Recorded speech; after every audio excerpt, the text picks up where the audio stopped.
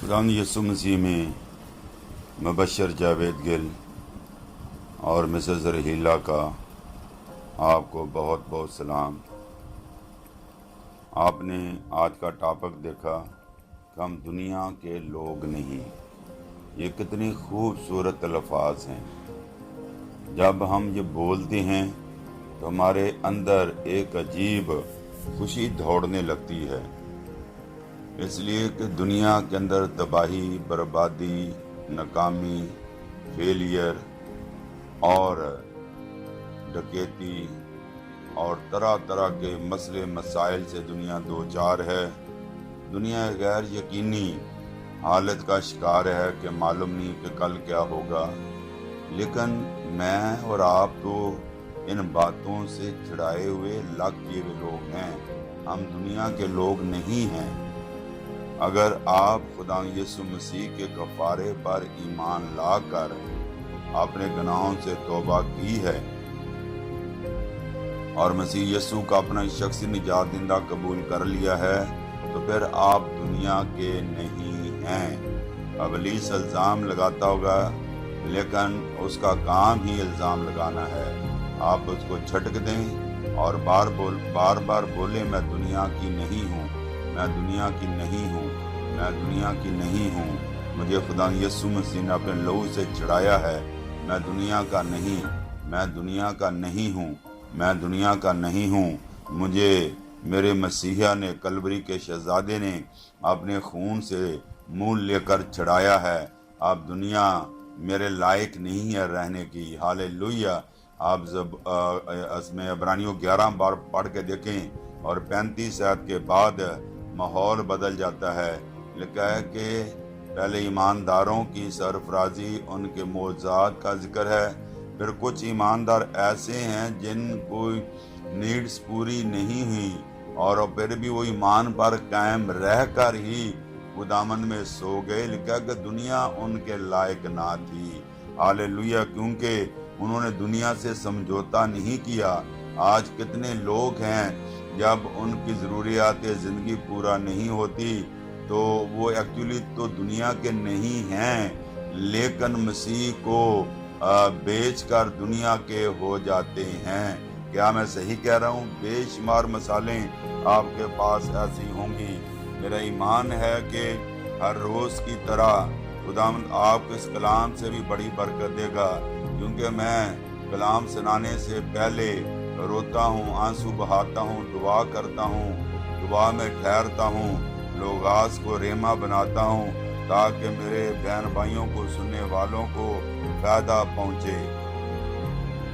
तो लिहाजा यूहन्ना की अंजील 17 बाब उसकी 15 से 16 वर्ष जो मैंने लिखी है, मैं ये दरख्वास्त नहीं करता कि तू उन्हें दुनिया से उठा ले, बल्कि ये कि उस शरीर से उनकी हिफाजत कर, जिस तरह मैं दुनिया का नहीं, वो भी दुनिया के नहीं हैं। ये किसके लफाज हैं?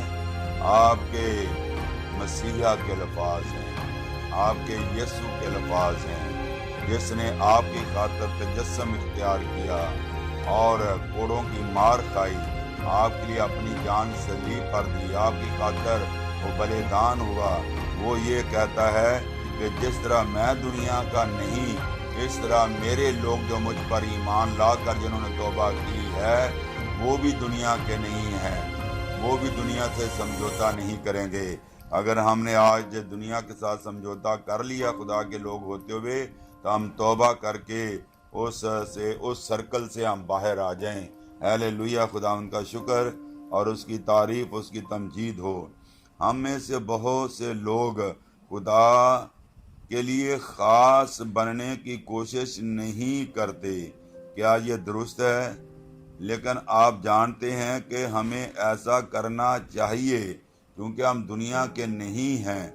और जब हम तौबा करके बाहर आते हैं तो हम उस सर्कल से, दुनिया के सर्कल से निकल कर, इब्लीस के सर्कल से निकल कर, इब्लीस के लोगों के सर्कल से निकल कर खुदामंद के सर्कल, ईमानदारों के सर्कल और रास्तबाजों के सर्कल, सादकों के सर्कल में आ जाते हैं।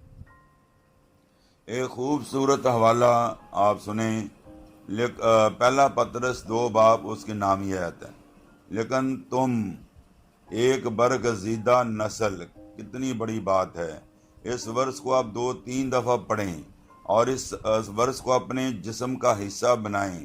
لیکن تم ایک برگزیدہ نسل اور شاہی کہنوں کا فرقہ ہو جن کو دنیا پوچھتی نہیں ہے آپ کا مقام کیا۔ لوگوں کو کیا پتا کہ آپ کا مقام خدا کی نگاہ میں کیا ہے۔ ہالیلویا، پریز گاڈ، جاہو برے کی، ہالیلویا۔ اور شاہی کہنوں کا فرقہ ہو، مقدس قوم، اپنی امت ہو، ایک اور ایسی امت ہو جو خدا کی خاص ملکیت ہے۔ You are special property of Lord Jesus. Why? Because you does not belong to this world. You are purchased by the precious blood of Lord Jesus Christ on the cross. خدا یسوع مسیح نے آپ کو خرید لیا ہے۔ پہلا پطرس پہلا باب اس کی 18ویں آیت۔ ہماری مخلصی فانی سونے چاندی سے نہیں ہوئی بلکہ خدا یسوع مسیح کے بے عیب برے اور خون سے ہوئی ہے۔ ہاللیلویا، خدا ان کا شکر ہو۔ تو لہذا آپ نے اس ورس میں کیا سیکھا؟ نمبر 1 کہ تم برگزیدہ نسل ہو، نمبر 1۔ نمبر 2 شاہی کہنوں کا فرقہ ہو۔ اور کاہن کیا کرتے تھے؟ کہانت کرتے تھے، درمیانی ہوتے تھے۔ ہم بھی جب آسمان پر ہوں گے تو دنیا کا انصاف کریں گے، کہانت کریں گے۔ اور اس میں پہلا کرنتھیوں 6 باب میں آپ پڑھ سکتے ہیں۔ نمبر 3 مقدس قوم ہو اور ایسی امت ہو جو خدا کی خاص ملکیت۔ اس میں 5 پوائنٹ ہیں جو آپ غور کریں اور لکھیں کہ آپ کیا ہیں، آپ کی حیثیت کیا ہے، آپ مسیح میں کیا ہیں، مسیح میں آپ کا مقام کیا ہے۔ آپ اپنی قیمت کم نہ لگائیں۔ You are not ordinary people, hallelujah, you are extraordinary people, hallelujah. خداوند کا شکر اور اس کی تعریف اور اس کی تمجید ہو، تاکہ ہم باقی دنیا سے الگ ہو کر اس کی محبت اور قوت کے زندہ ثبوت بنیں۔ مثال کے طور پر خدا نہیں چاہتا کہ ہم باقی دنیا کی طرح بیمار ہوں، نہ ہی وہ چاہتا ہے کہ ہم ناکامی کی زندگی بسر کریں، فیلئر لائف بسر کریں، نہ ہی وہ چاہتا ہے کہ ہم غربت میں گھرے رہیں۔ وہ کبھی بھی اپنے لوگوں کے لیے یہ نہیں چاہتا۔ اس کی بہترین مثال ہمیں اس وقت ملتی ہے جب اسرائیل مصر میں غلام تھے۔ فرعون نے اسرائیلیوں کو آزاد کرنے سے انکار کر دیا، جیسے کہ آج بھی ابلیس اس دنیا کو مصر بنا بیٹھا ہے۔ پہلا یوحنا 5 باب اس کی 19 آیت پڑھ کر دیکھیں۔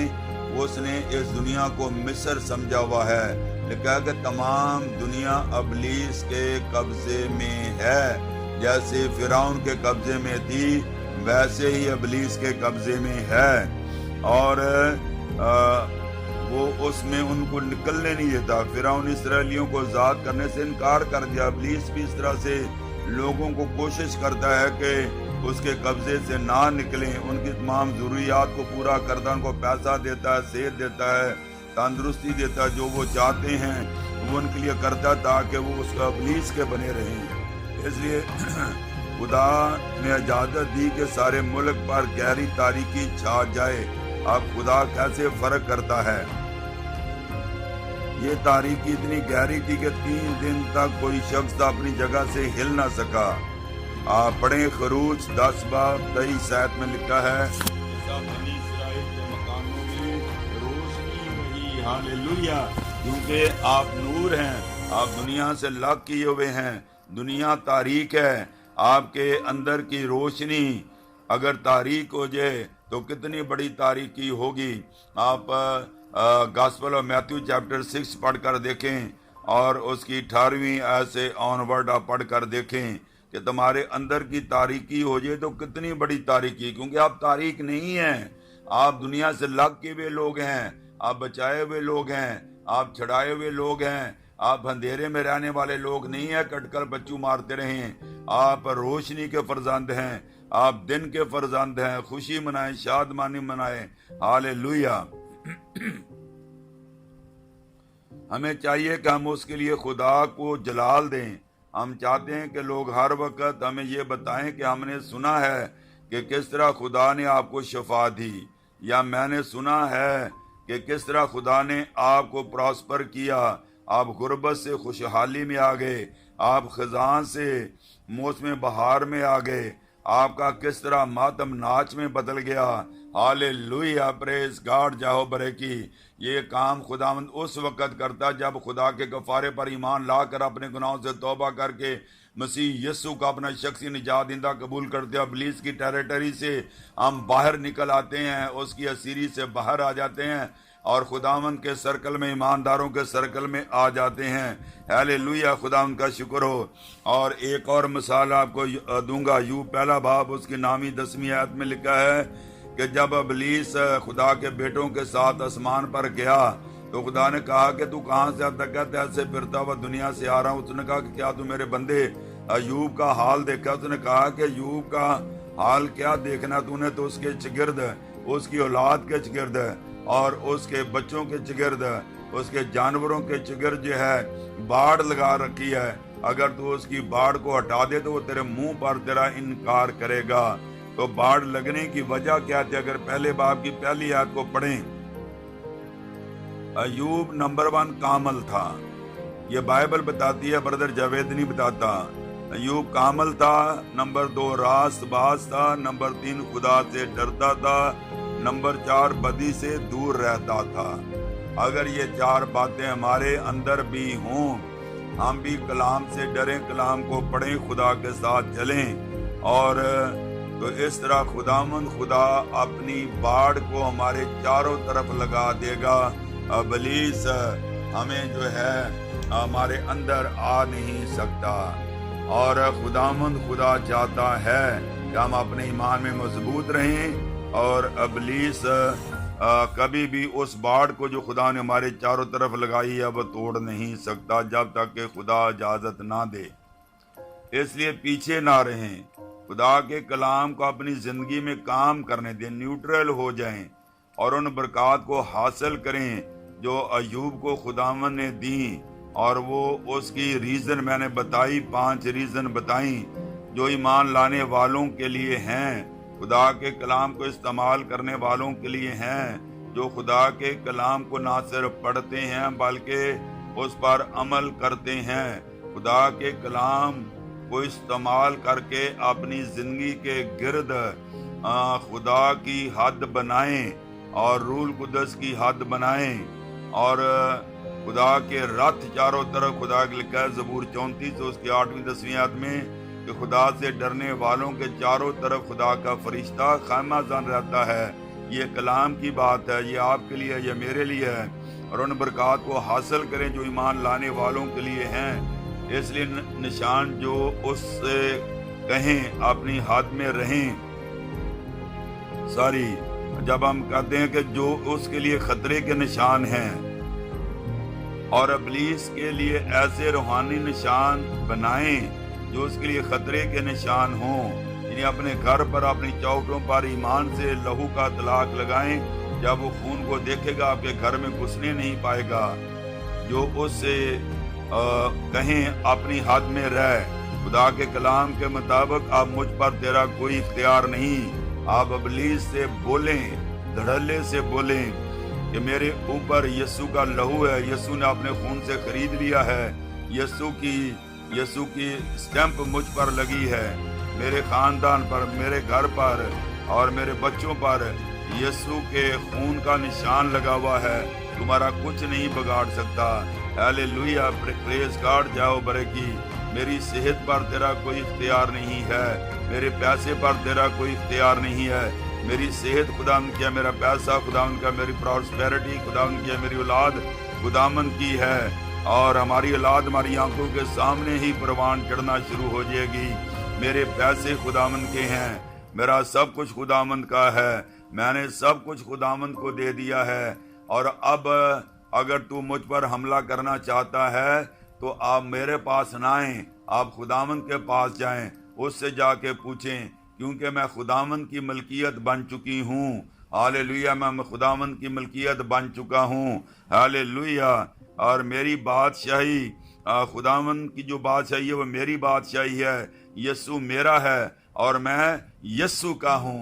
اے ابلیس، میں تجھے ڈانٹتی اور حکم دیتی ہوں، ابلیس میں تجھے ڈانٹتا اور حکم دیتا ہوں، یسوع نام سے دور ہو جا، کیونکہ تیرا کوئی اختیار میرے جسم پر نہیں ہے۔ اگر تو میرے جسم کو نقصان پہنچانا چاہتا ہے تو پہلے خداوند یسوع مسیح سے آپ بات کریں، کیونکہ میرا جسم یسوع کے ہاتھ میں ہے، اور اس سے آپ بات کریں۔ خداوند اس کلام کے وسیلہ سے ہمیں ہر روز کی طرح ڈھیروں برکات عطا کرے، آمین۔